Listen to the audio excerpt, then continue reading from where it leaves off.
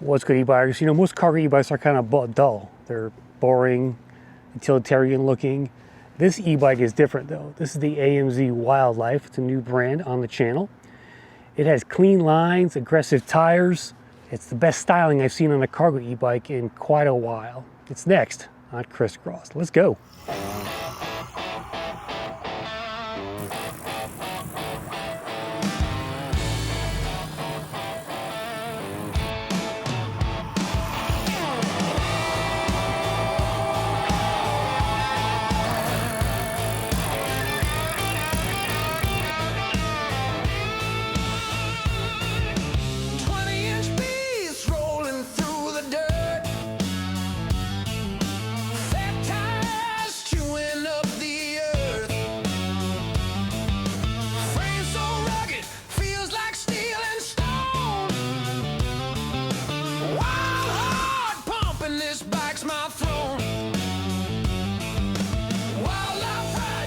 All right, so this e-bike comes in blue or red. I got the red here. It's almost like a crimson color. Really nice paint job, and you can see some nice metallic flakes in there.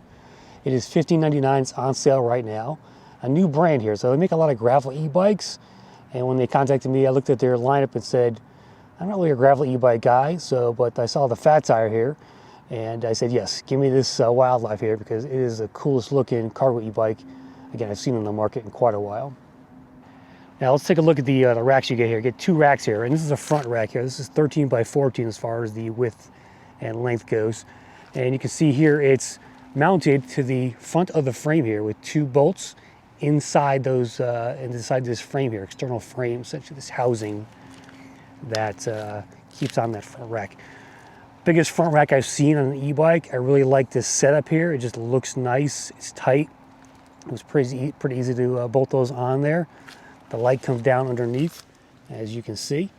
And the back rack here, this is 24 inches long, really long rear rack here. It's good for 27 kilograms. You do the math as far as pounds go. But nice long rack back there against 24 or 20 by 4 inch fat tires here. And we'll get to those shortly. Just a really good looking e-bike. I love the setup, the design. It really just stands out in a sea of kind of dull, boring looking cargo e-bikes. All right, here's a look at the rear motor back here. It's a, let's see here, the manufacturer is a Motin. I've never heard that one. It's made in Vietnam actually, according to the sticker there. This is a 750 watt, 48 volt system, peaks at about 1200 watts. And then it's only 20 miles an hour, so this is a class 2 e-bike, guys, only, and you can't change it in the settings. I did ask the company. That's probably the most unfortunate thing about this e-bike overall is the speed limit. But for the looks, it looks faster than it is. The battery's underneath here. It's a completely hidden integrated battery. It's color matched. So this is the back of the battery here. It is a 48 volt, 14.7 amp hours, so 706 watt hours, I believe. And again, you can't even tell it's in here because it's color matched to the bike color. I did have a scratch on it here already. But I have to return this e-bike. They're sending it out to other YouTubers, I guess. So I don't get to keep it, unfortunately. This bike would make a really nice DIY project, I think, because of just the looks of it and the aggressive styling that I really am falling in love with here. Sizing-wise, it's riders for, let's see here, 5'3" to 6'2". I'm 6 foot, fits me just fine. The bike weighs 81 pounds. It's about 76 inches long, roughly. And the payload capacity is 347 pounds, I think, plus the whatever racks hold as well. So that front rack is 10 kilograms, and that rear one is 27, as I mentioned. But it's a pretty, it's longish, but it's not too long like the Expedition, for example, which is a really long cargo e-bike. This is almost more of a short tail, sort of a mid-step here. With that frame. All right, here are those tires. These are V Huntsman tires. These are really nice tires. Look at the treads on these things. They're just chunky and good looking. It gives the bike a really aggressive look and feel and ride as well. You have an air fork here, so that's not going on. The rotors here are 180s in the front, 160s in the back though. It's a little strange. Well, we got 4-piston Tektro hydraulic brakes here. So this thing should stop pretty well. Yeah, 4-piston is an upgrade over the 2-piston ones you usually get on most e-bikes. Here's a look at that rear tire back there with the 160 on it. You can see it's kind of small, but it's 4-piston, so stopping power should be just fine, I think. 42 chainring up here. This is an S-Ride system back here, 11 to 34 cassette, and 7 speeds up here on the shifter. I just love the look of this e-bike from the front. It looks like a machine, man. Look at that thing. It's just aggressive. Those flat lines, those big knobby tires there. I'm just really in love with how this thing looks, man. It's just a cool looking e-bike. Look at that head tube up here. It's huge to help with that front rack. You got the nice handlebars here. They're upright with a squared off look. Just a cool looking design there. Here's your Tector hydraulics. You have a thumb throttle up here, locking grips, of course, your S-Ride shifter. Cable management is pretty tight. And over here on the left side here, you got your dropper C-post. I forgot to mention that, actually. Here's your control pad. You have a settings button right here. It goes right into the, it goes right, hold it down. It goes right into the settings here. You can clear the, all you can do is change the MPH to KPH, and I think clear the trip. That's about it. But you got power button, plus and minus, light, and you have a walk mode in the orange here, so that's kind of new. That I've never seen before. Sort of dedicated walk button for the e-bike. Here's a look at that seat. Pretty comfortable seat. Let me do the dropper post here. Boom. It's got some air shock in there, and it's a pretty cool addition to this wildlife here, as you can see. Here's where you plug the charger in, and then I'm not sure what this is for. That's a great, I wonder what that's for. I'll have to ask them. They, this e-bike came with a lot of stickers on it. You can see here, I had to peel them off. There's a big yellow sticker, it looked pretty ugly. It leaves residue, so AMZ, don't put stickers on your bikes like this. It just makes it a hassle for the owners when you get them. But use tags instead. Yeah, this e-bike is completely wrapped in a foam and saran wrap. And taking it off was kind of a pain here, so I just scratched it up a bit. There's some bottle cage bosses here, but there was no bolts in those when it came. But this frame is really cool. You can see it's split here in the middle.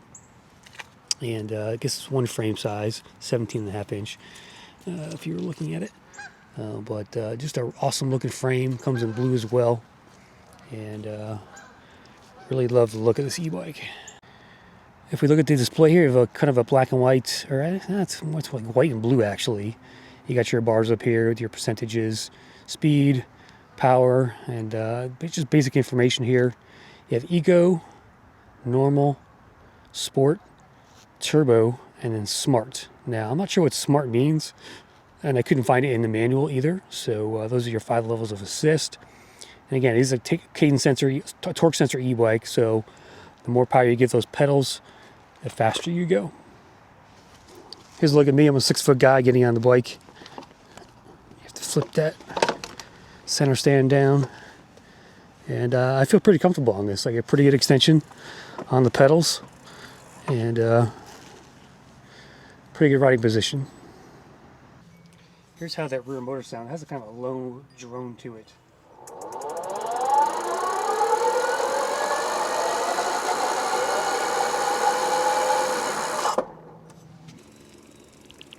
Alright, so let's put an Eco here. Here's that drone back there with the motor. I'm just lightly pedaling, we're doing 10 miles an hour. Normal is about 12. Sport up to 13, 14, yep, there's 14. Turbo is 16, 17 miles an hour. And then, what's the next one here? Smart. So I don't know what Smart is. I've never seen that term before. It's definitely the most power for sure. Felt that come on strong there. As I pedal more, I get much more boost there. 20.5 miles an hour is your top speed here. This thing is nice and agile. Those tires are really quiet too, because I just hear the motor really. Got that thumb throttle here. cruising right along. Nice and steady. Really good balance. And yeah. Very good balance. Has a kind of a low center of gravity here, so it does stay very upright when you're riding with no hands. All right, let's go do a hill test. See how this thing conquers hills. Test the brakes out. And then stay tuned to the end. I'm going to tell you about how I would improve this e-bike, because I really like the looks of it. And I think it has potential here, guys. So stay tuned for that. Let's talk about comparables for this e-bike. So at $15.99, there are less expensive cargo e-bikes on the market. However, I think this compares more to like the Aventon Abound SR, which I had in the channel last year. It's kind of like that short tail cargo e-bike style, if you will. And this is a cheaper version of that. So you just don't have the all that geo tracking that the Aventon has, things like that. It's a little more high tech as far as the security goes. But I would compare this bike to that bike as far as that goes. The other thing about this bike is that I've been waiting for sort of an off-road capable cargo e-bike. This is the best I've seen for that use case so far. It's got the big 20 by 4 inch Huntsmans on there from V. V tires are a great tire if you haven't seen them yet. I know Allscapes have been are all the rage, but V tires are great as well.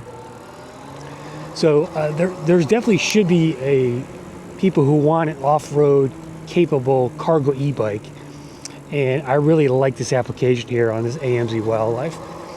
I think they did a great job with that. Now it needs more speed, but probably a second battery, but we'll talk about that at the end here. All right, hill test time. Here we go. Drop it down in 5th gear. I'm on the top PS level. Let's see how it does with the throttle. Okay, we're gaining speed. It's got 80 Newton meters of torque, so should have enough power here. Yeah, we're 17 miles an hour up the hill here. Kind of hold it steady right there. We'll get a little bit steeper up here and test it out. Well, again, 750 watt, 80 Newton meters of torque. We're at 19 miles an hour right now. And here's where it gets steep. Let's keep the throttle going here. It seems to be doing pretty well. I'm not going to pedal. 16, 15.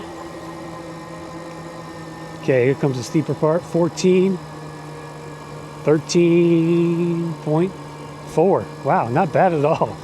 That's pretty good power there from that motor. So again, Motonova is the electrical system here with the controller, display, and the motor there. So I've never heard that brand before, but it did really well up that hill. That was pretty good. That was pretty impressive. All right, let's coast downhill with no power. See how it does. Test the brakes at the end. Again, if you're very stable on this e-bike, it's got that low look to it, kind of a low boy, and very comfortable so far. I did get a couple of pedal strikes, so that could be an issue because it is kind of a low bike. All right, we're at 30.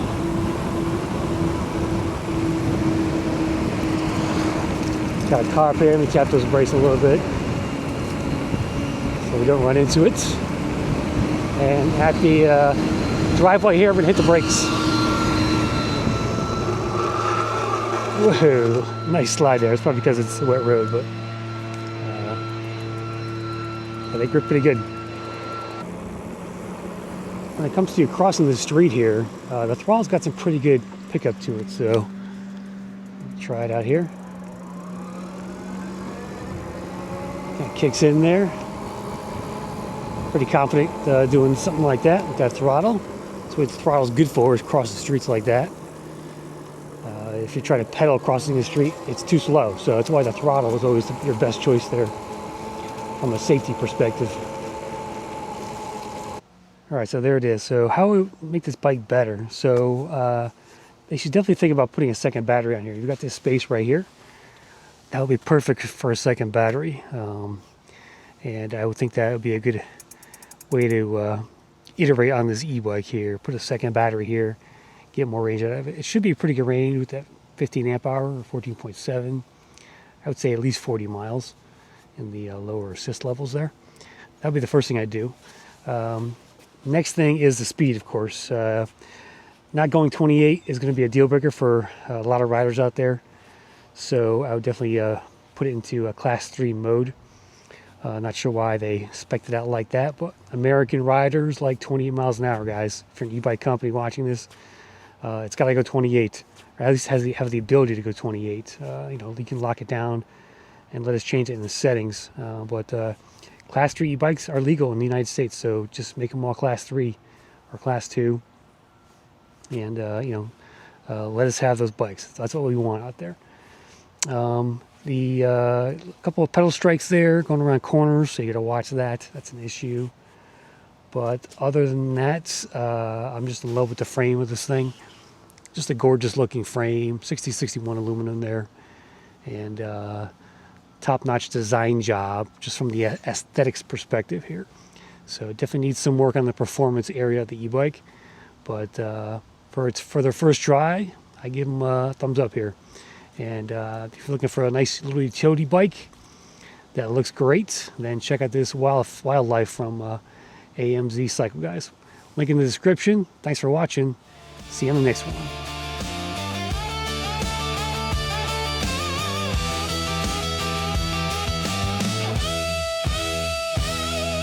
It's not just a bike, it's a beast unleashed. Every turn a howl, every mile a feast. Freedom's calling in the rubber and steel. The wild life's roar, that's all I feel.